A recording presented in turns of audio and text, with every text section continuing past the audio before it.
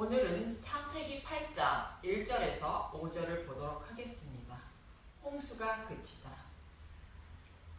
노아는 방주를 완성하고 노아의 가족과 모든 것을 종류대로 암수가 방주 안으로 들어가 생명을 살리게 되는데, 모든 종류의 암수가 방주에 들어갔다는 것은 하나님의 창조 질서를 깨뜨리지 않는다는 것으로, 아담의 갈빗대로 여자를 만들어 부부가 되게 하신 구원의 방법은 절대로 변함이 없다는 말씀인 것입니다.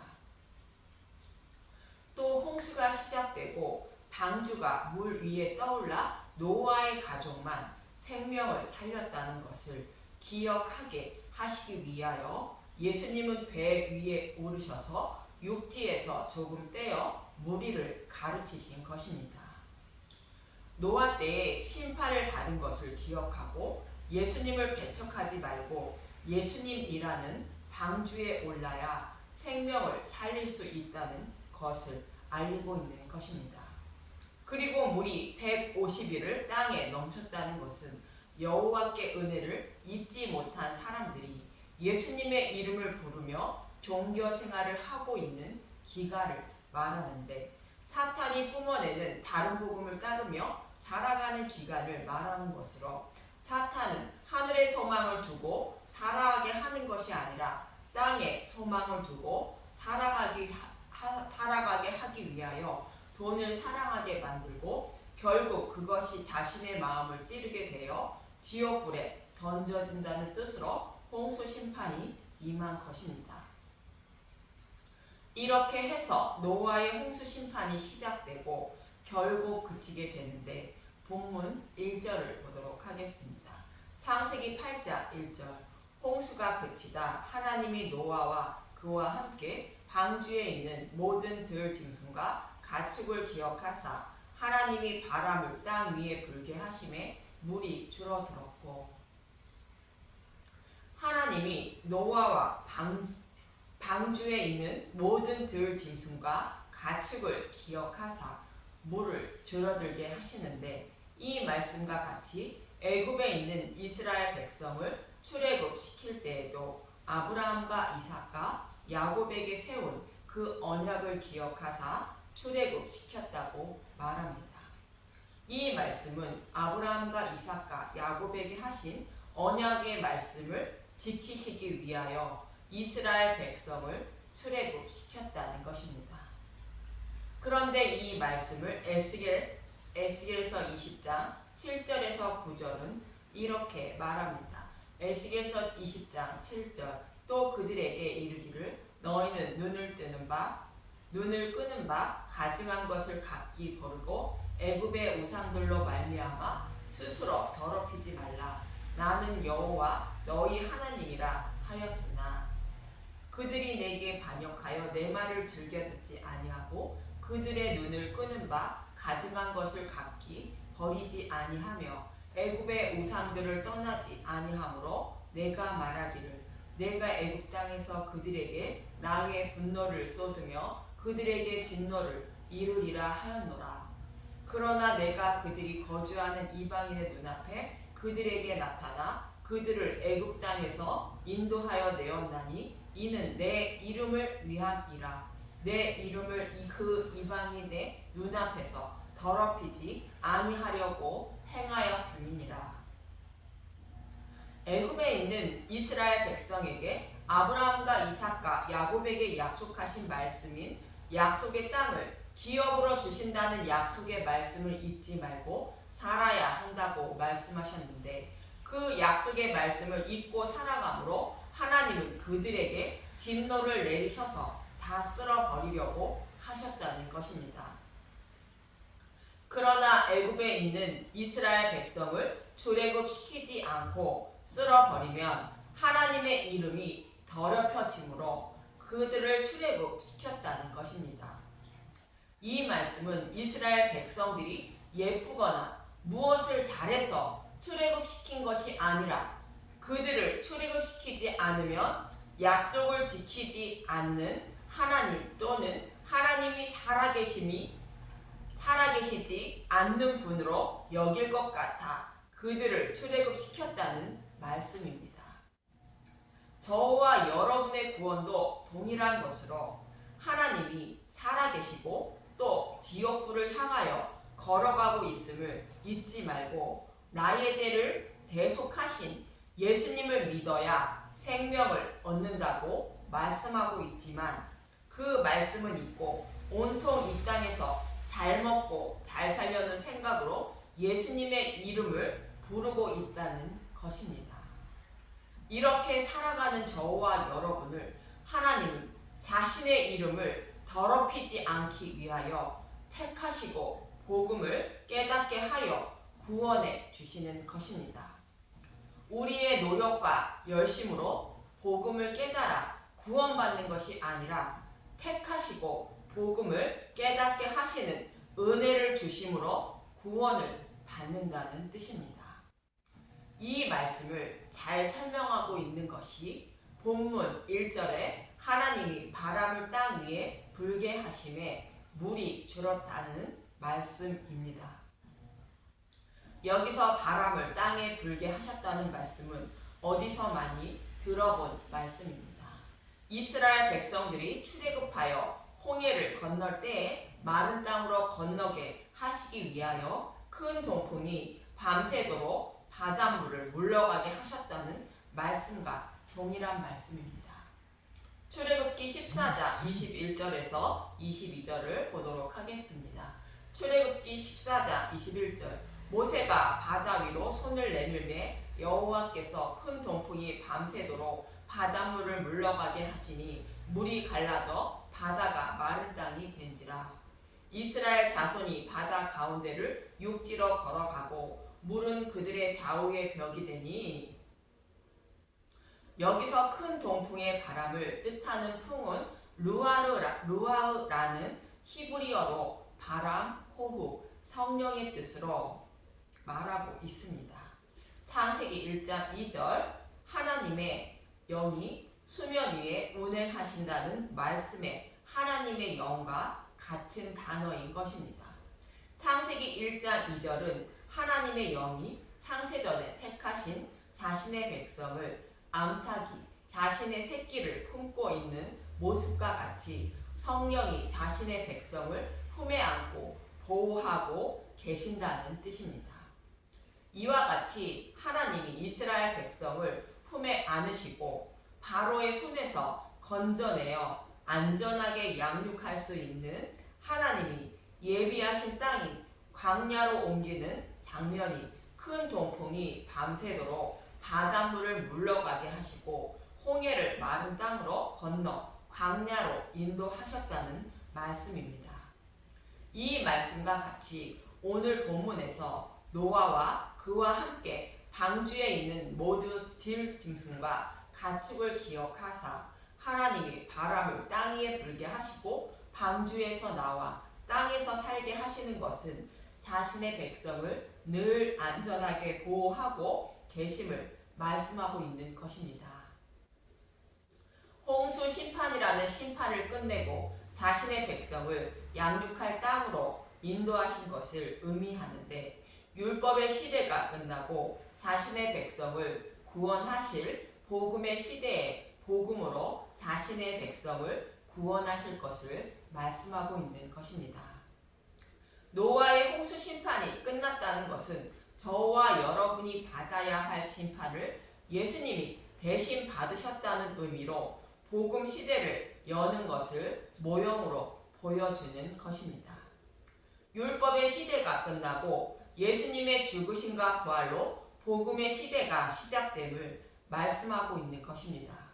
그래서 홍해를 건너 광야에서 이스라엘 백성들이 만나와 생수를 먹은 것처럼 복음의 시대에는 만나가 상징했던 복음의 말씀을 먹고 생수가 상징했던 성령님이 복음을 알지 못해 오는 갈증을 해결해 주어 구원해 주실 것을 말씀해 주고 있는 것입니다.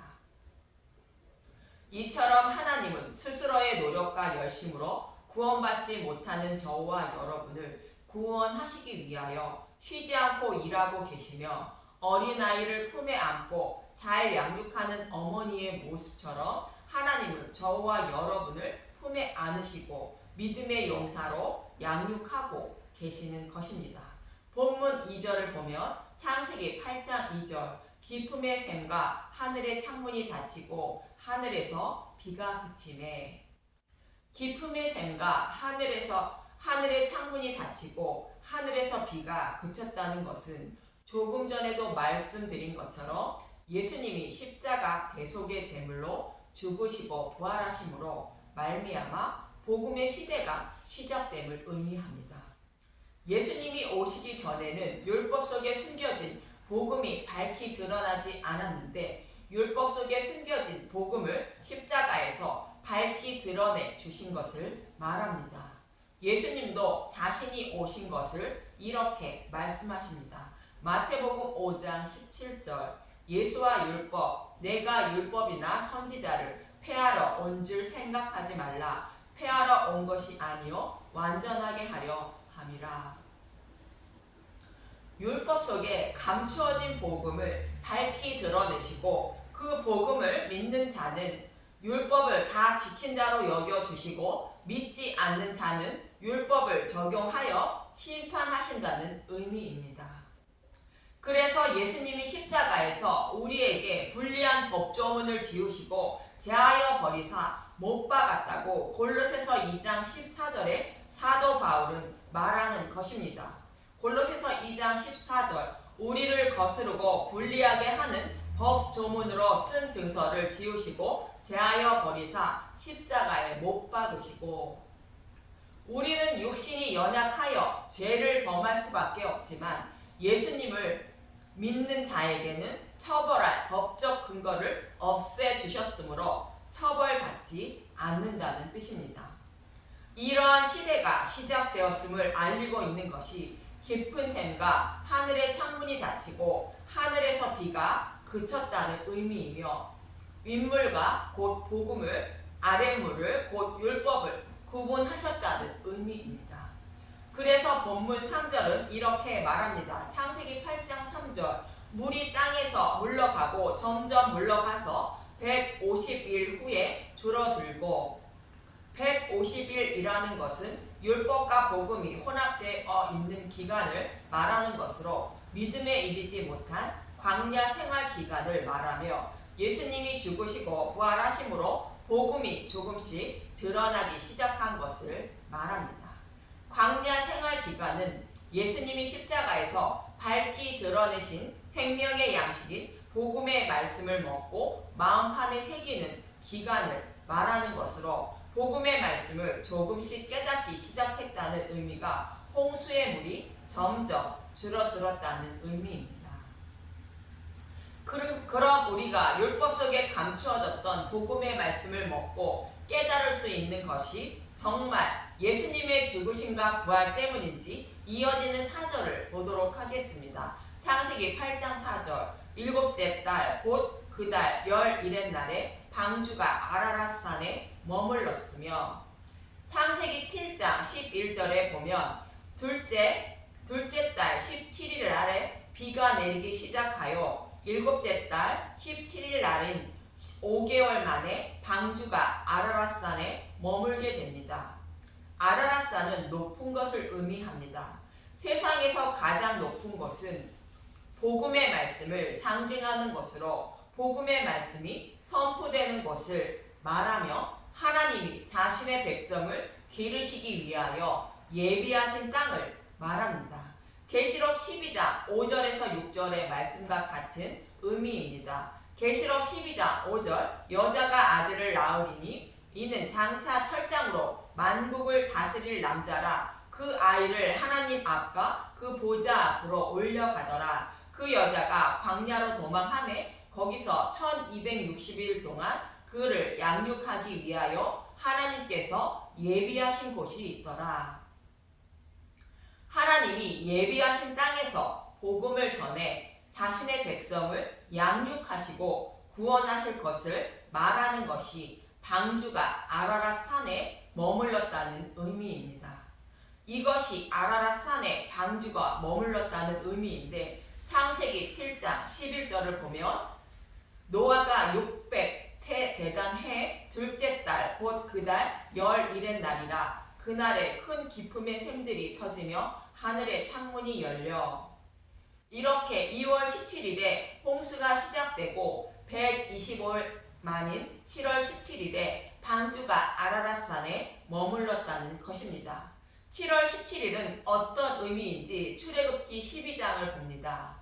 7월은 유대인의 민간역인데 출애굽기 12장 2절을 보면 이 달을 너희에게 달의 시작 곧 해의 첫 달이 되게 하고 민간역인 7월 1일을 1월 1일로 하라는 것입니다. 이 말씀은 사탄의 노예로 살다가 해방되어 하나님 백성이 되는 날이라는 뜻을 가지고 있는 것으로 새롭게 태어나 하나님 백성이 된 날을 말합니다. 그리고 1월 14일 날에 해질 때 6월절 양을 잡으라 말합니다. 출애굽기 12장 6절 이달 열 나흘 날까지 간직하였다가 해질 때 이스라엘 회중이 그 양을 잡고 1월 14일 날 해질 때 6월절 양을 잡는 것처럼 예수님이 6월절 양이 되어 십자가에 죽으신 것이며 예수님이 3일 만에 부활하심으로 1월 17일에 새로운 시대인 복음의 시대가 열린 것입니다. 실제로 예수님은 6월절 양이 되어 죽으셨다고 성경은 말하고 있는 것입니다. 요한복음 19장 14절 이달은 6월절의 준비일이요 때는 제6시라 빌라도가 유대인들에게 이르되 보라 너희 왕이로다. 6월절의 준비일이라는 것은 6월절 양을 잡고 큰 명절인 무교절을 지내기 위하여 해질 때 6월절 양을 잡는 날을 말합니다. 요한복음 19장 15절 그들이 소리 지르되 없이 하소서 그를 십자가에 못 박게 하소서 빌라도가 이르되 내가 너희 왕을 십자가에 못 박으라 대제사장들이 대답하되 가이사 외에는 우리에게 왕이 없나이다 하니 요한복음 19장 16절 이에 예수를 십자가에 못 박도록 그들에게 넘겨주니라. 이처럼 예수님은 6월절 양이 되어 죽으신 것이며 3일 만에 부활하심으로 복음의 시대가 시작된 것입니다. 이것을 의미하는 것이 일곱째 달 곧 그 달 열일의 날에 곧 7월 17일 종교력으로는 1월 17일입니다. 방주가 아라랏산에 머물렀다는 의미일 것입니다. 예수님의 죽으심과 부활로 새로운 시대인 복음의 시대가 되었음을 의미한 것으로 예수님의 죽으심과 부활인 복음으로 자신의 백성을 구원하실 것을 모형하고 있는 말씀입니다. 본문 5절을 보도록 하겠습니다. 창세기 8장 5절 물이 점점 줄어들어 열째 달 곧 그 달 초하룻날에 산들의 봉우리가 보였더라.